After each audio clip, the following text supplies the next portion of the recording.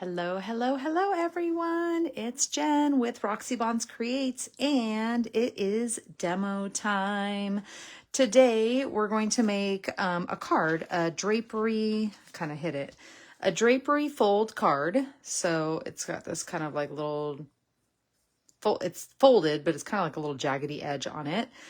This is not a new concept. I have done this before, but I came across a card that I had done with it, and I thought, you know what, I'm going to do this again because you can never revisit techniques, I think, too many times, because I think sometimes we do stuff and then we forget about it, or, it just kind of like goes in the back of the brain, and it's fun to, refresh things once in a while. So this is what we're going to work on today. If you don't see live up here in the corner, you're watching a replay. And as you pop in, please say hello and I can see if comments are working or not.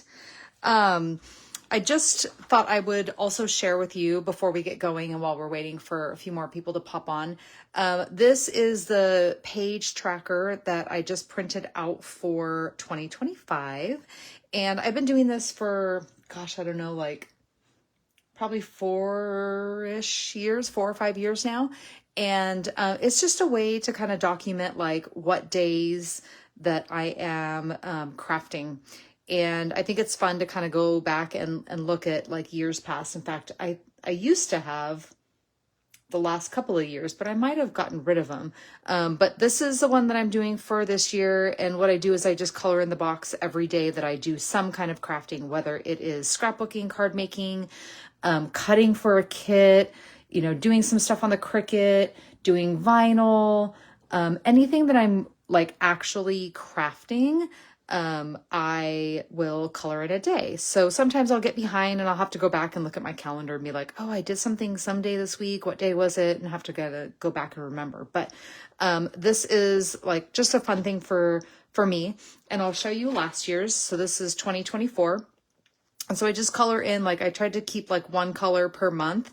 And then I just write down like how many days in each month that I actually did crafting. And so it's fun to see like what months I do more of. Like June obviously is a big month because I am on vacation.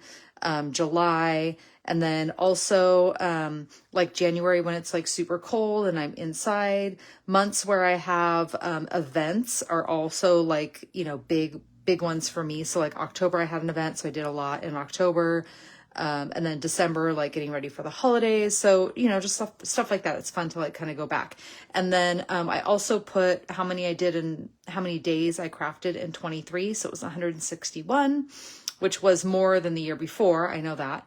And so I set a goal of 165, but my actual was only 149, which I'm actually pretty impressed with that because it was kind of slow going, for at times during the year. So that's kind of a fun thing. I know I put the trackers in the group, and it's fun to see like how we use them, right? And then this is a new one that I put in that is actually one of our group members, Kimberly. She created this and she apparently shared it in multiple different groups. And so I pulled it off of a different group and thought this was kind of a neat thing to do.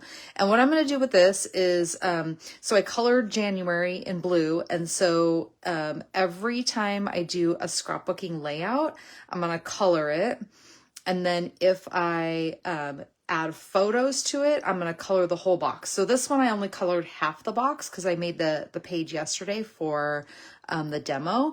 But if I had added photos, I would color the whole box. So that's kind of my plan. Like if I just do a page, if I'm working on a kit and I'm trying to get a kit completed, I will just color half the box. But if I actually add photos, I'm going to color the whole box. So I wanted to kind of keep track of, layouts I've done and also getting photos on the page. So that's kind of like the incentive, I think, for me is to get photos on pages. And I know some of us have talked about that in the past. So that's how I'm going to be using those. And I literally just keep them off to the right here in my bookcase on a shelf. And so they're handy, they're accessible and easy to work with. All right, so we're creating this drapery fold card today, and it's just a really simple technique. It's like a fun fold kind of thing. But like I said, not a new technique, not something I've shared this before. So it's just, we're just going to kind of do it again, bring it back up. You can do it horizontally too. I have done that. I don't have the measurements for that. But I have done it before. And so I think if you searched online, you could probably find the measurements. So I'm going to start with, and I literally wrote down my measurements like this. Okay, so I'm going to start with, if you want to take a screenshot, there you go. It's in the camera. I'll probably post a picture of this piece of paper in the group or in the comments once we're done here. Okay, so I'm starting with a 4 3/4 tall by 10-inch wide piece of DSP. Now what you want is, and how many of you have pretty paper that you love both sides? Okay, I'm not alone. I know that. A lot of times our pattern paper or our DSP is just like, you want to be able to see both sides of it because it's so pretty. So this is a really good technique for that, because you can use and you'll see both sides of the paper.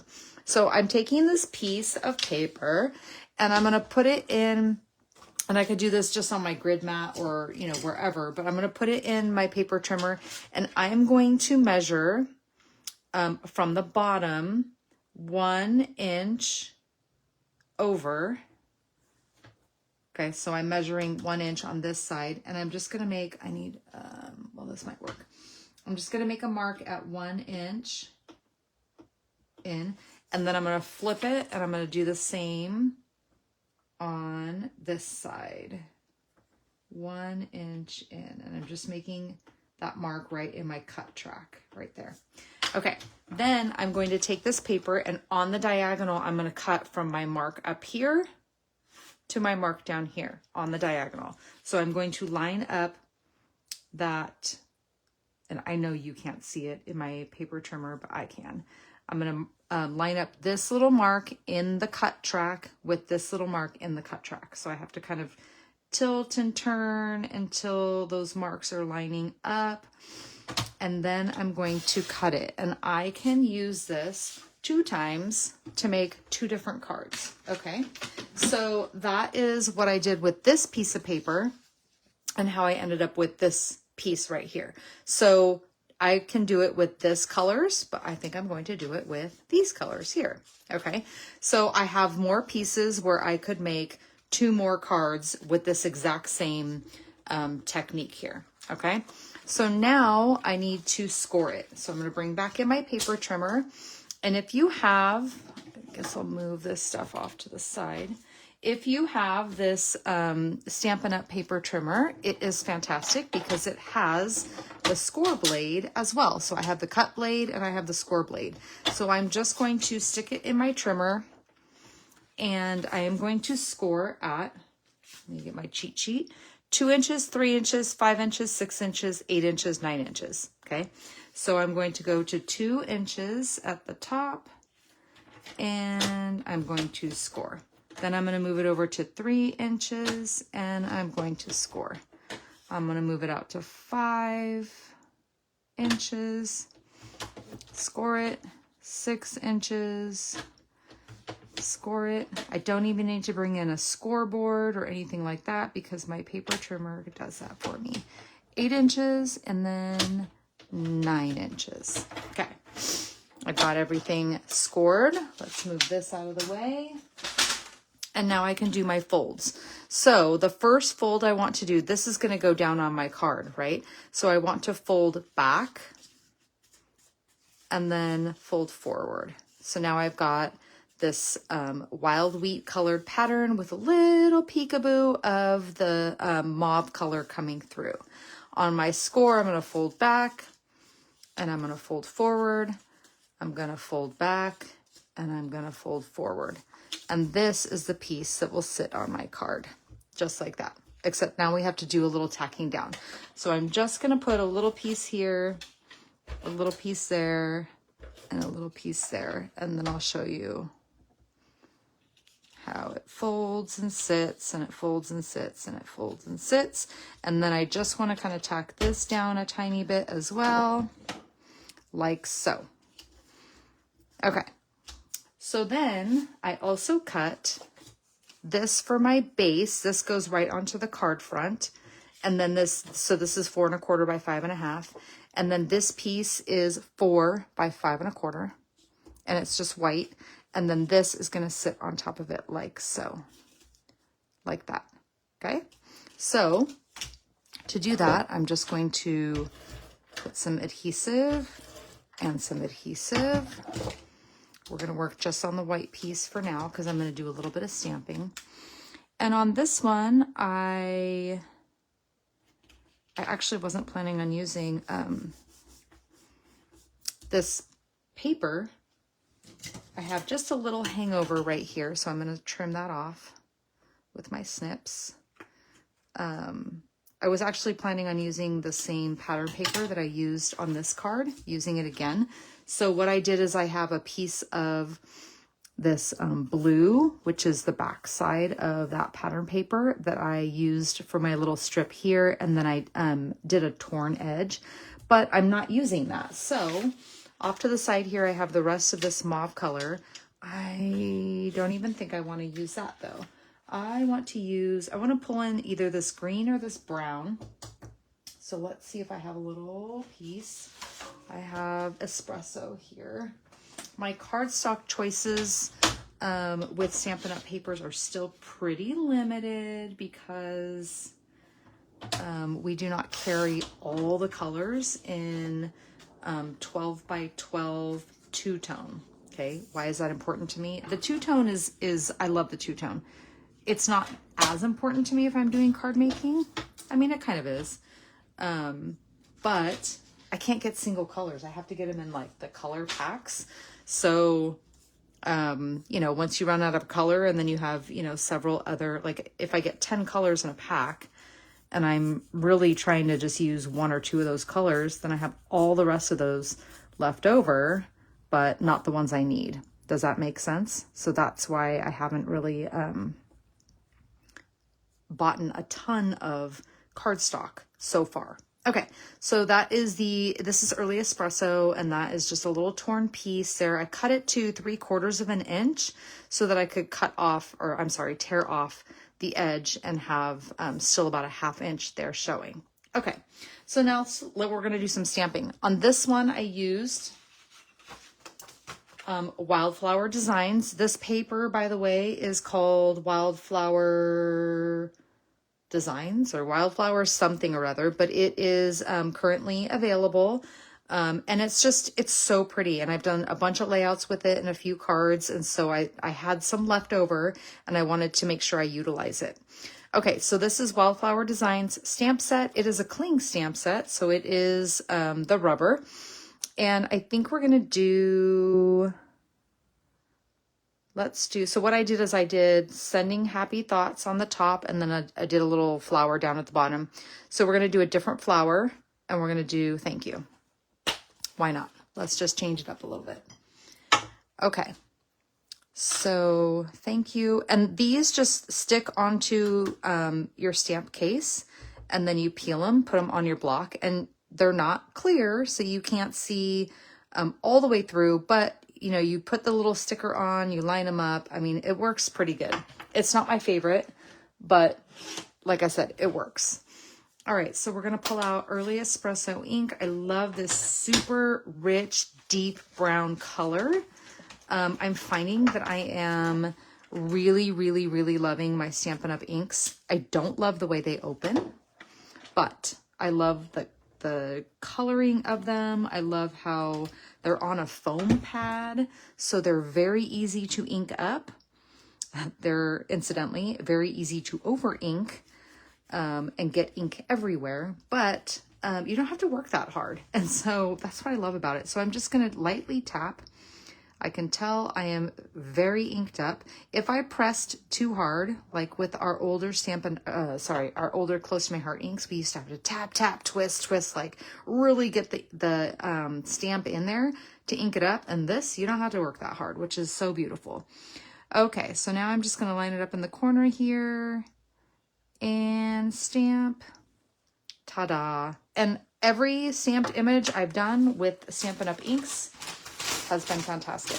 I also mentioned this yesterday. Stamping on this glass mat is amazing too, because it is a perfectly hard surface. It's not like lumpy bumpy. So I know I'm going to get a good impression every time I stamp with it as well. Okay, let's pull in this flower this time. And we're just going to tap, tap, tap. Got good coverage. You always want to make sure you have good coverage, right? And stamp. Beautiful. Okay, clean that off. Stick it back on. This does have a die that goes with it. This set, Wildflower Designs. And this is the die. This one I have not actually, Wildflower Designs dies. I have not put it on my, whatchamacallit, magnetic sheet yet. I don't know why. I just haven't. Okay, so it's got these dies. It's got these cool, like, not quite hexagon, but like, you know, I guess they're hexagon shapes, but they're, you know, oblong. These cool shapes. So you can do like this outline here, and then it cuts out this on the inside. You can cut out this scallopy. I obviously used a little piece of that, but you can cut out this scallopy thing. You can cut out, this goes on the inside of that. And then you can cut out another smaller oblong hexagon shape that has like the dots in it. So this is kind of like a really cool bracket type, like stamped image situation going on here. And then it also cuts out a couple of the flowers, which I have just a couple of them. Like I use this for a different project. And so once I cut them, and if I have extras, I like to keep them with the set. That way, you know, they're there when you want to use it. Okay. So this is in my stamp case as well. And I keep that all in the stamp case. Okay. So this is, I think, mostly complete. And then we're going to put it on this mauve background. Okay. So let's just adhere that right down. And then we will put it on the card front, which is right here. And then I just have to embellish. But I think what I'm going to do is I'm going to use a little shimmer brush to color in that flower. And the shimmer brush that I have is this mauve color. I think it's called Mulberry. Let's see if I can find one with a name on it. Ballerina. Mulberry. Okay, so I have all of my close to my heart shimmer brushes still hanging out on my desk. So we're just going to color in the flower just to kind of add a tiny bit more color to this card. I did not do that on the first one, but I am going to do it on this one. And then I'm also going to color in the leaves to bring in just a tiny bit more green, I think. I like the coloring on this one because there's not a lot of the yellow. It's kind of like that khaki-ish color. I'm not really sure what that's called. Green or gray? Grayish? It's like a grayish color. What color is this? Jade. That's a little dark. This one is, oh, it's too bright. Green apple. How about this guy? I don't know what that's called, but we're gonna go with it. Yeah, it's perfect. Kind of like a sagey green, but I don't think it's sage. Sage is lighter than this. This might be julep. Okay. So added just a little bit of color to my stamped image here. I'm going to add some gems on the side here. These ones I used, I have a couple of them kind of sticking to each other. These ones are called Druzy adhesive backed embellishments, and I love them. So they're silver and like, it's almost like a rose gold. So I think over here, I am going to just put 2 little dots there next to my sentiment. Doot, doot. And I didn't really leave a lot of space to kind of do like my little triangle like I did here. I didn't leave a lot of space on that one either. So it was a little challenging to get that on. But And then I have these ones kind of like just, oh, they're sticking, but these ones are, I don't know what these are called, but I can tell you that the embellishments are very, like, there's tons of embellishments. So if you're looking for embellishments, we got you covered in Stampin' Up. I promise you. Okay, so here are my Drapery fold cards. What do you think? I do not have a trash can nearby. I was trying to throw that away. What do you think? Would you try this technique?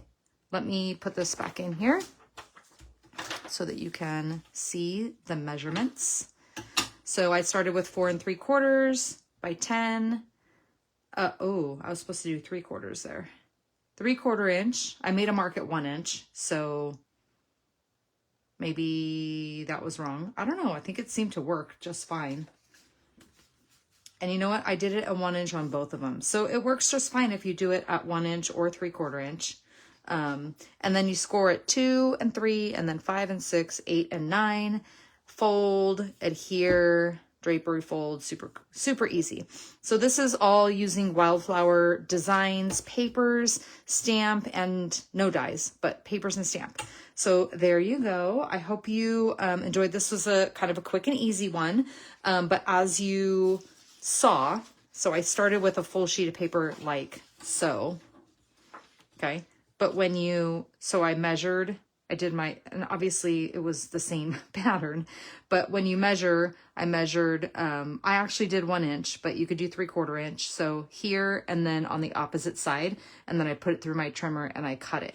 So then I end up with, using 2 pieces of paper, I ended up with a total of 4. So I could make 2 more cards just like these. So there you go.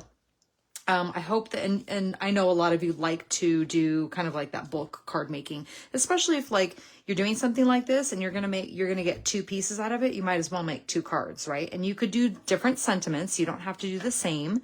You can kind of mix and match, but if you have the, the supplies, and, if you're cutting into like a full sheet of cardstock, you might as well like cut a 4 1/2 or, 4 1/4 or a 4 inch piece off and make 2 cards, right?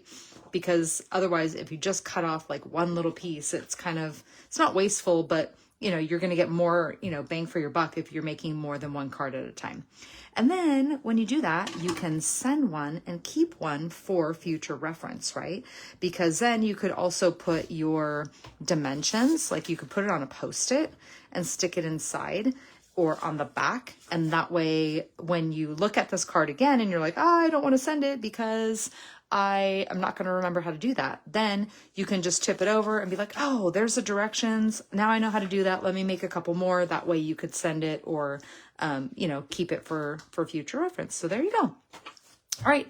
Hope you're enjoying virtual crop activities today. We have another game coming up tomorrow. We're going to do demo, show and tell, and demo. Show and tell and demo. So I've got lots coming at you. There is a lot of stuff happening in January, and obviously it did not start January 1st, but it's starting on the 7th, which is next Tuesday. So I'm going to slowly trickle in a whole lot of information about Celebration, new products coming out, lots. There's so much happening. So I got to start trickling in. I've got one thing I can show you. I can only show you the cover right now, but I am going to show you the inside very, very soon. This is the new scrapbooking brochure.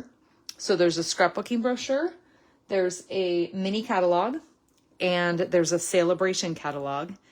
There's online exclusives and there's kits. There's 5 things launching on January 7th. So I got to start trickling the information out to you so that you're not completely overwhelmed, even though it's a lot. So there you go.